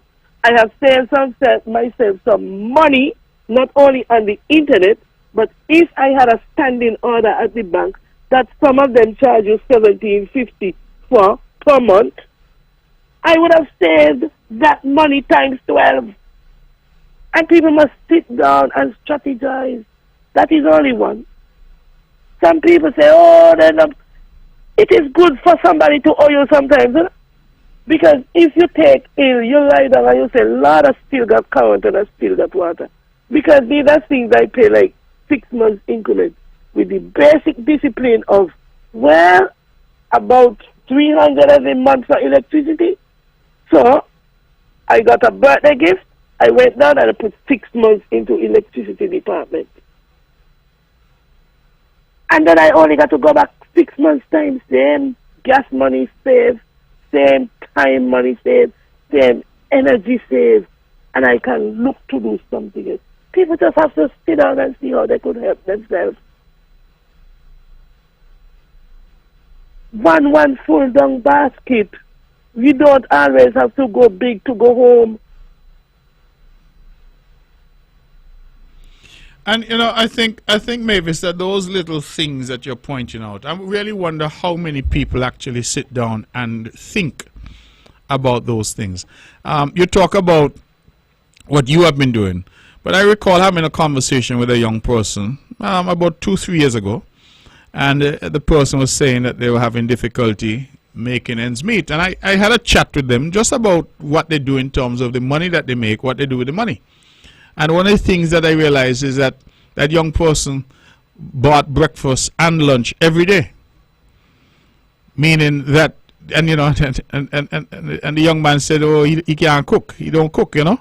So I said, but you know how much you could save if perhaps you decided that you would buy some food and you make something and take it to lunch, even a couple of days out of the week, as opposed to buying breakfast and lunch every day. And simple things like that sometimes can make a difference. Big difference. One time I challenged a co-worker. He bought water, a bottle of water every day. So I said, you don't have a system? I said, yeah. Okay. I said, well, take a 3-tile bottle and bring one big jug once every 2 weeks with you. Now start to put the $5 that you used to bring for water. So he didn't do it. But then I bought the water for him. And then he started to give me the $5 at the end of the year. When I gave him back $300 and something, he couldn't believe he had spent that in a water. Wow. Water. Wow. Just every time he wants a bottle of water to drink, he won't go buy it. To this day, that worker before he retired had stopped buying water. These are the simple things. This is a premise. I call them grab and go. When I had children here around me, my God, children, my child, you cool it, pour people champagne, and you put them in the empty soda bottle. You throw them in your freezer. You go into an activity, you grab one and they're gone. Because you know, picking egg must want something to drink. I have my water. 5 of them in there, grab one every day. Go on with it. I ain't paying nobody for no water. These are simple things to help yourself and grow your money. And if your blouse get in a stain, paint a picture over the stain. Show them away. Where is that, paint a picture? Paint a picture. Listen, let me give you a story. I got stories, you know. One time I buy a new outfit for my daughter, jean pants and t-shirt. I foolishly got her ready before me. She went out in the yard and eat guinea. Brand new blouse full of guinea stain. Well, when the blouse got washed, I painted some flowers on the front of the blouse. Me and the child went out. A woman said, boy, if I didn't see dogs with the flowers, I would have bought that one day. Which are too quick? Which are too quick? Every pan a new sheen outfit. We don't need to do that. If you buy a towel, get a hole in it, cut it down smaller, make it into the hand towel. Not already buy a towel. If the sheet get a hole in it, take the edges and make a pillow case. Because you want 3 pillows on your bed, not 2. And they only come with 2 pillowcases. So you can make one yourself, even if you do it by hand. Well, thank you very much, Mavis. I really appreciate your call, and I think you've given us a lot to think about. People don't normally like to hear what you're saying, eh? Oh, because yes. they feel that somehow, as you say, they must be free to do what they want, when they want, how they want. And yes, they are free, but when the consequences come, that's when the problems arise, because they then figure that somebody else must solve the problem that they have created. And I think that is really the issue about taking responsibility. And I think that's what it comes down to for me, is taking responsibility for your financial situation, even taking responsibility for your health, taking responsibility for your life, really, and making the right decision. So I think that what you're saying is important, and it needs to be repeated. People need to hear it, even though they don't like to hear it. And this, you call it, I think you use a different terminology, but I call it an Instagram culture, because everybody wants everything now. They want it right away. And that's why yeah, they got Facebook money and want Instagram nice. Well, that's the way it works. And so that's why I started out tonight by saying that even in terms of development, it takes time, you know. But we'll leave it there because we have some other people trying to get in. Okay? Yes, thank you very much. You're welcome. Okay, let's go back to the phones and take some more calls. Good evening, caller. You're on the mark. Hello? There's that caller there. We lost that caller. All right, caller, can you try and call back in? 869-469-1616 or 1700. Those are the numbers to call. We do apologize, but we're here and we have about 20 minutes, so we have time to take your call. I see the light up again. I don't know what that means. Is there somebody on the line? No? Okay. All right, we continue to wait and to take your calls. Just to advise that we are going to have a massive drag racing meet, I'm told this month, May. We are doing some work at the track, the drag racing facility, and I'm told that over 60 vehicles are coming in from all across the region. So this will be the biggest meet that we would have had here on the island of Nevis. And again, I want to credit the Honorable Troy Liebert because he has been working with some private sector stakeholders to make this a reality. The government is spending some money, but we also have partnerships. And so we look forward to that happening. And so the drag racing fans on the island, you're going to have a magnificent and frankly massive meet coming up very shortly. Stay tuned to hear more about that. Let's go back to the phones. Good evening, you're on the mark. Yes, good evening. Yes, good evening to you. Nobody, no peace, money. So I don't know what politics don't hush him out. You're going to say people to keep stealing, keeping money he's talking about. The government put on more people. He's telling me that no government ought to pay nobody no peace. Hello? Okay, caller, I apologize. We weren't hearing you that well. I think you were challenging Mr. Politics from the little that I got. And that you're saying that no government has been paying anybody over any peace. I don't know where that stands, so I will just leave that. But we really didn't get you as clearly as we would like. I think perhaps you were calling on a mobile phone. But let's go back to the lines and see if we can speak to this person. Good evening, you're on the mark. Good night, Mark. Yes, good evening. Okay. The Destiny, the $100 where the promise give out, you consider that a handout? Well, it is, yes, a handout, but it is something that they committed to. When we had the negotiations, they say that they would give 5% of the profits of the project directly to the people. And they announced that they would start that with this $100 per person. And I don't know where that is now, but that was how I understood it. It was a part of the 5% profit to the people, just as the government is supposed to get a percentage profit as well from the project. Because I realize something, right? When the government assists poor people with some kind of money, people keep saying it's handout, it's handout. But yet you got the people who got a little title, big name, right? Who getting $10,000 a month, no office, and they doing nothing for the money, and they ain't calling it a handout. Well, caller, I don't want to get myself too wrapped up with a label of handout. The point that I was trying to make is, and I think the question is still on the table, I would like to know what your take on it is. We had a situation where the government was giving out money, let me use that language, to people. $500, $1,000, whatever it may be. And people thought that was great.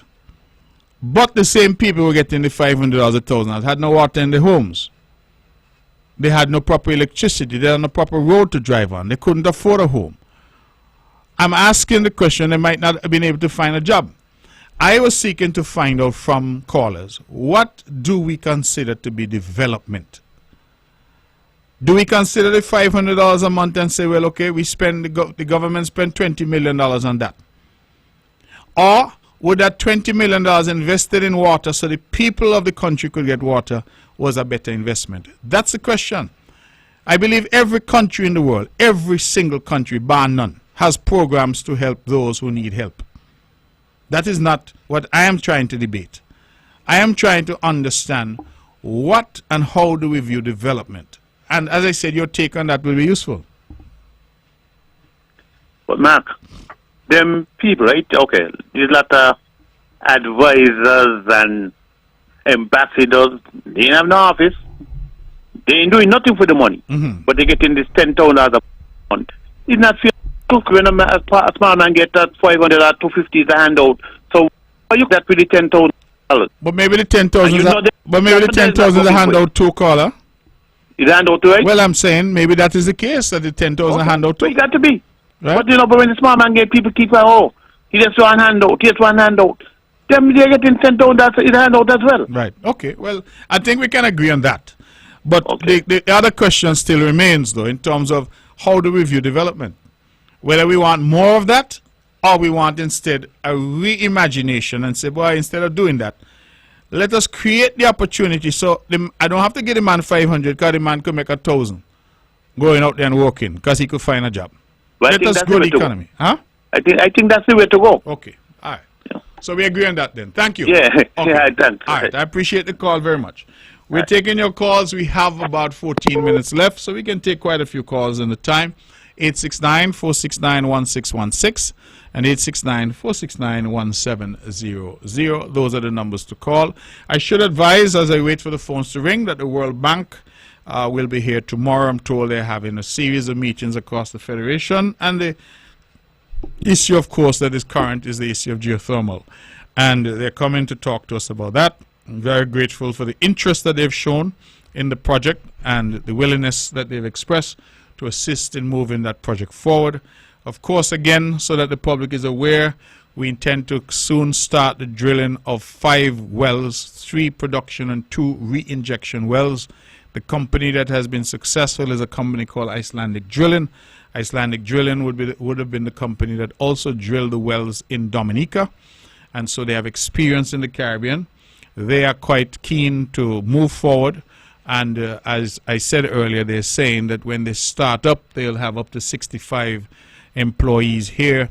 That is their own people, the experts that they're bringing in, but they also, of course, are going to have lots of local workers as well. So I want our people, especially the youngsters up in Hamilton. You can't have food in your mouth and you don't eat.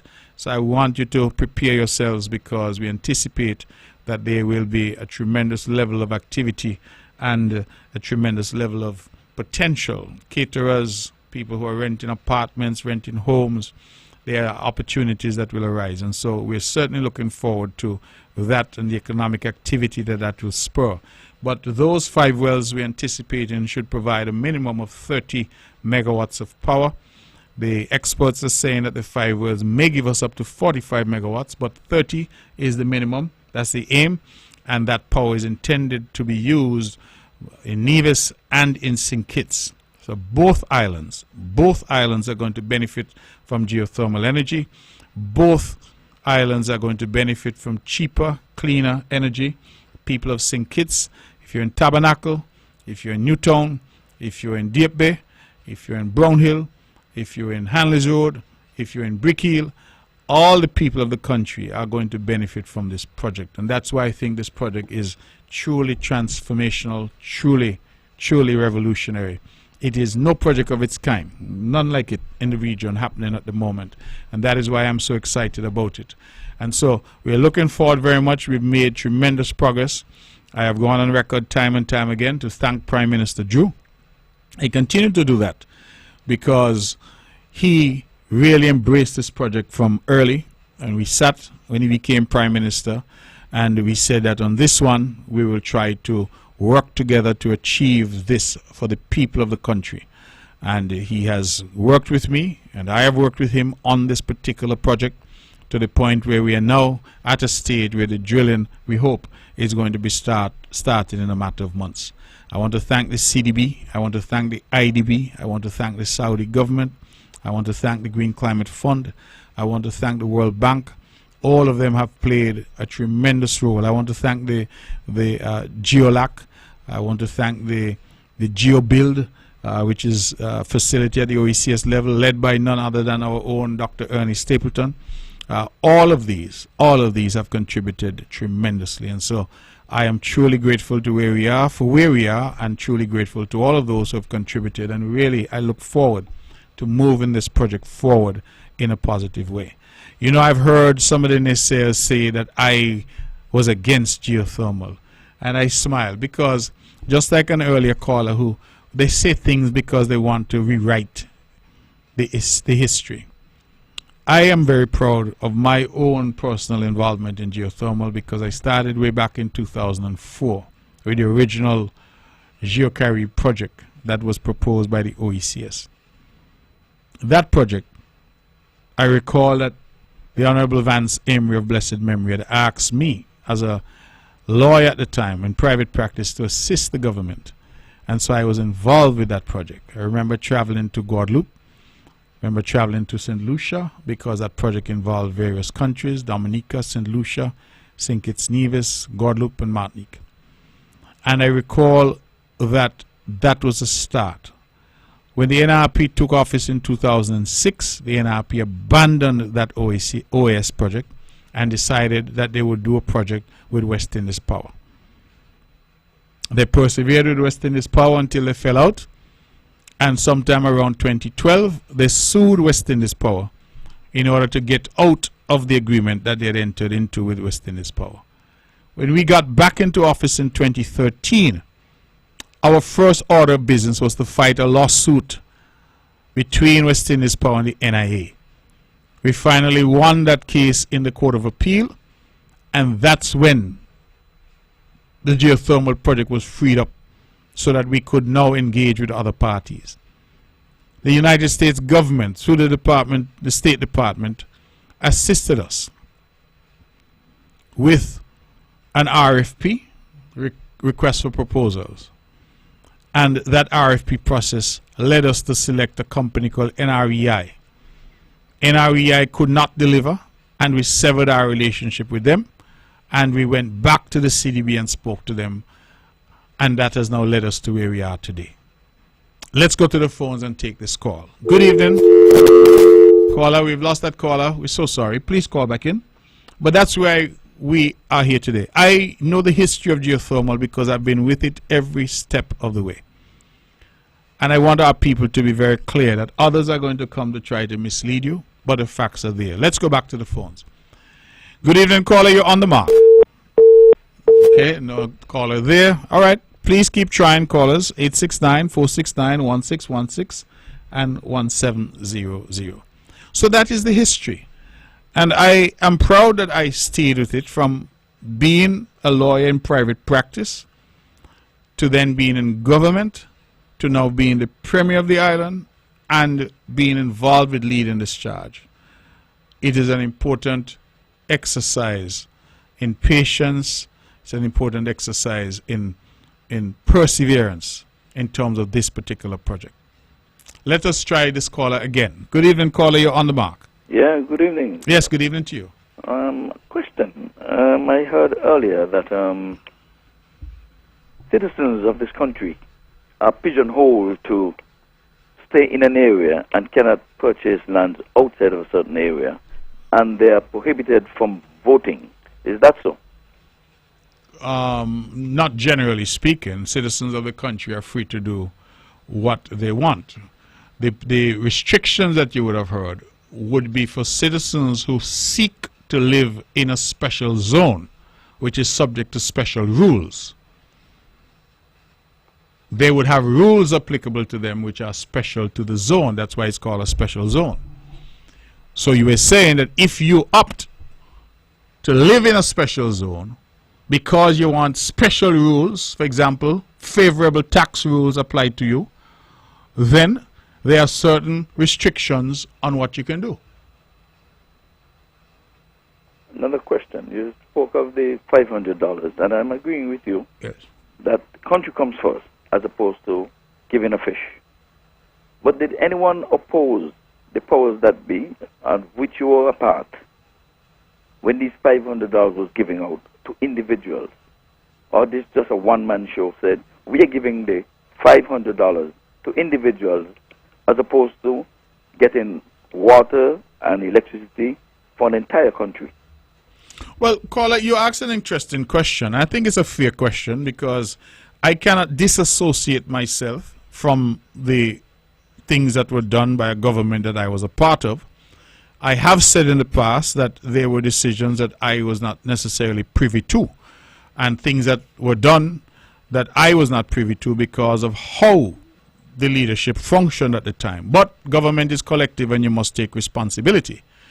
I want to be very clear that I'm not against those who need a hand up getting a hand up. And if it is a $500 that will allow somebody to put groceries in their house to feed their children, I have no difficulty with that. The question tonight, and I don't want to be misunderstood, I was asking a broad question about development and how we as a people view development, and whether, if you were to ask the average man in St. Kitts and Nevis, would you prefer to get $500 in your pocket per month, or would you prefer to have water, electricity, proper roads, proper housing, etc.? What would their decision be? That was the question that I posed. I just want to clarify context in terms of what it was I was seeking to engage with the public tonight and get people's answers on that.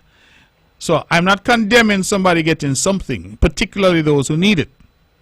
All across the world there are people who need that assistance in order for them to live a particular life.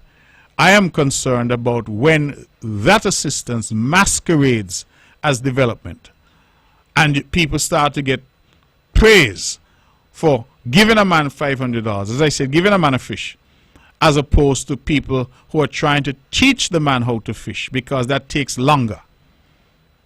The $500 comes, so that's instant. Teaching the man how to go out and earn $1,000 or $1,500 or $2,000, that takes more time. And so a lot of people prefer to take the shortcut. And so my question, which is a question that I continue to ask myself and ask the public, what really is development, and what do we constitute good governance insofar as our country is concerned? Okay. One last question. As pertaining to St. Kitts and Nevis and political parties, yes, you are the opposition leader in the federal government. Yes. How comfortable are you telling Kittitians that you're not getting involved in politics on St. Kitts when you are the opposition leader? I'll listen offline. Okay, caller. Thank you. I think, again, another great question, but context is important. In the past, and I'll say it, we're running out of time, so I'll use as little time as I can. In the past, what has happened is, and I have been one involved in that, where I have fought like a lion to change a government in St. Kitts. I was one who fought like a lion to remove Denzel Douglas because Labour, I thought, was bad. It was bad for Nevis, and how they were performing, I didn't like.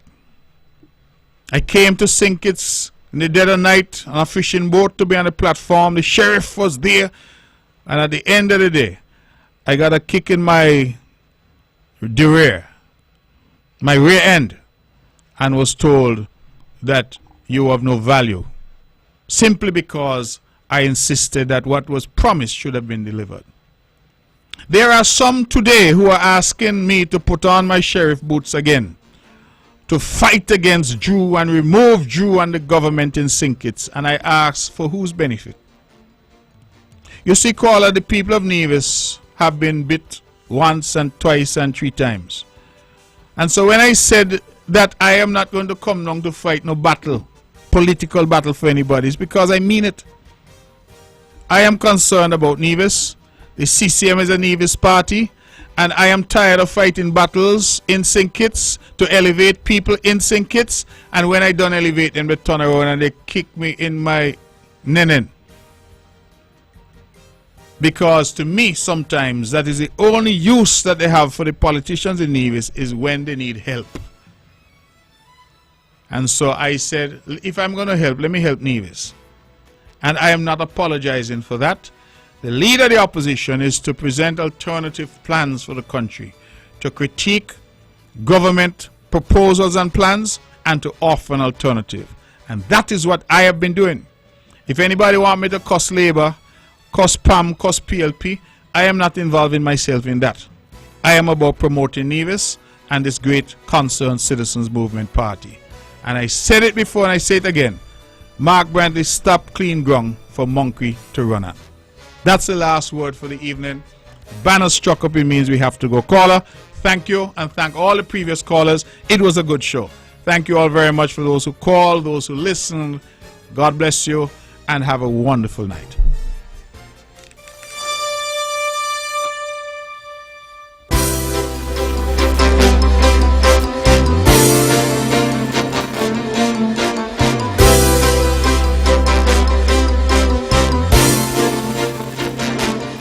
and opinions expressed on the preceding program were solely those of the participants and do not necessarily reflect the views of the Nevis Broadcasting Company Limited or its